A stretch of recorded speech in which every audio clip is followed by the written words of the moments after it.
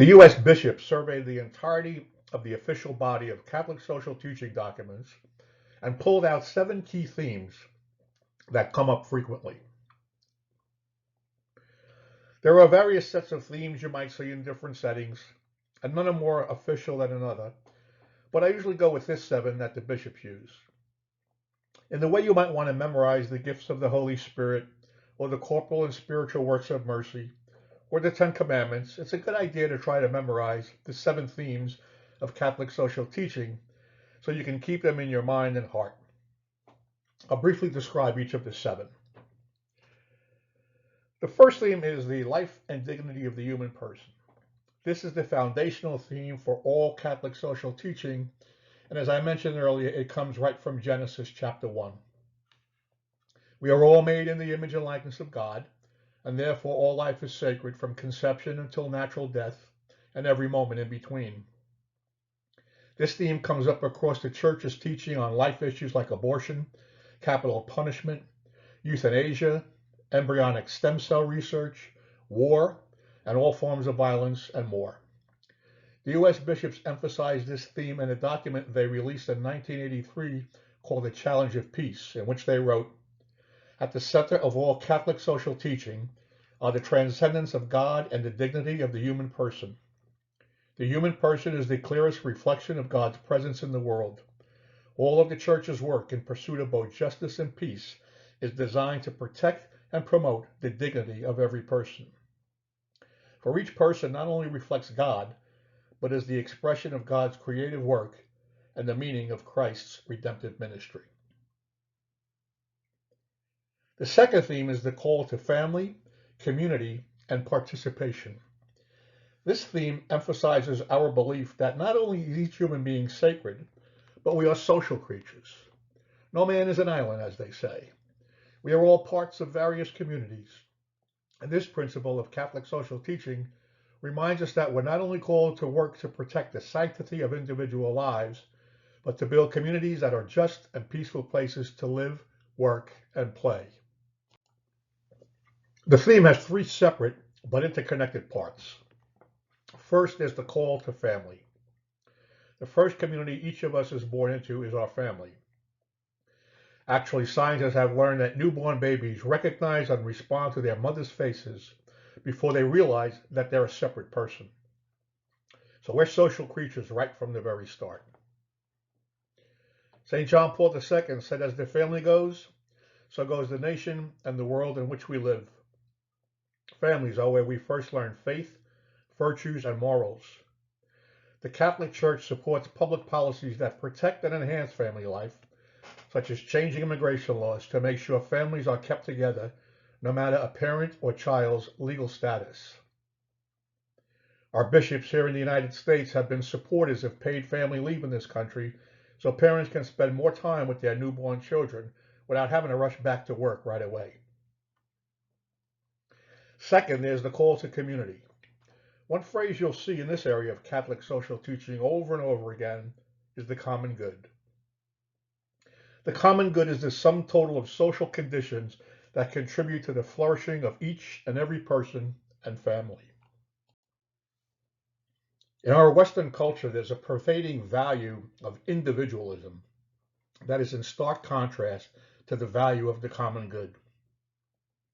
We hear in our society that you have to work hard to get ahead for yourself and your family. The cliche, "it's a dog-eat-dog world," only makes sense in a highly individualized culture and economy. The United States bishops articulated the principle of the common good forcefully in their 1986 document called Economic Justice for All. They wrote the following: "The obligation to love our neighbor has an individual dimension, but it also requires a broader social commitment to the common good. We have many partial ways to measure and debate the health of our economy: gross national product, per capita income, stock market prices, and so forth. The Christian vision of economic life looks beyond them all and asks, does economic life enhance or threaten our life together as a community?" Third, there's the call to participation. The Catholic Church teaches that all have the right to participate in their own self-determination through the political process. Here in the United States, we are blessed with the ability to freely choose our own leaders through open elections. Too many people around the world lack access to this basic right. We should support those who seek self-determination in other countries and proudly participate in our own political process here. That means voting in all levels of elections, casting ballots for candidates we believe will do the most to advance the common good. This call to participation also means frequently contacting our legislators to lift up our voices on behalf of those who are poor and vulnerable. Phone calls, emails, letter writing, and face-to-face visit with our representatives in Congress and at the state and local level can have a big impact on the passage of laws and regulations that help make life better for those at the margins of society. The third theme of Catholic social teaching is rights and responsibilities. What does every single person and family need to live a good life? St. John the 23rd compiled a list of his own in his encyclical Pacem in Terris, when he wrote, beginning our discussion of the rights of the human person, we see that everyone has the right to life, to bodily integrity, and to the means which are suitable for the proper development of life. These are primarily food, clothing, shelter, rest, medical care, and finally the necessary social services. Along with these basic rights come responsibilities. We have the responsibilities to make sure the rights of others are protected. For instance, if we have been lucky enough to have been born with our right to life respected, we have to fight for the right to life of all unborn children. The fourth principle of Catholic social teaching is the option for the poor and vulnerable. The option for the poor and vulnerable asserts that everybody is part of the human family and everyone deserves a voice, especially those who are often pushed aside. We judge our society not based on how those at the top are doing, but on how those at the bottom are faring.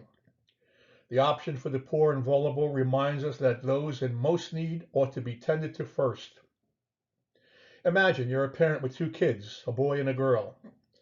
Say your daughter is sick, so you go and take care of her, spending more time with her and showing her special compassion. Does that mean you love your son less? Of course not. But your daughter's needs must be met first with greater urgency. This is what the option for the poor and vulnerable is about. The next principle is the dignity of work and workers, which says that part of everyone's vocation is to be co-creators with God by using our talents and our treasures. Everyone has the right to fair and decent work in which their humanity is respected. Everyone has the right to support their families and contribute to society. This theme has been important in Catholic social teaching all the way back to Rerum Novarum in 1891, which focused on labor in particular. Awareness that our work is a sharing in God's work ought to permeate even the most ordinary daily activities. By our labor, we are unfolding the Creator's work and contributing to the realization of God's plan on earth. The Christian message does not stop us from building the world or making us neglect our fellow human beings. On the contrary, it binds us more firmly to do just that. The sixth theme of Catholic social teaching is solidarity. If there's one principle that encapsulates all the principles, it's the principle of solidarity. This principle says that we are all part of one family, regardless of our national, racial, religious, economic, or ideological differences. In an increasingly connected world, loving our neighbors has global dimensions. Martin Luther King said that before eating breakfast in the morning, we have depended on more than half the world.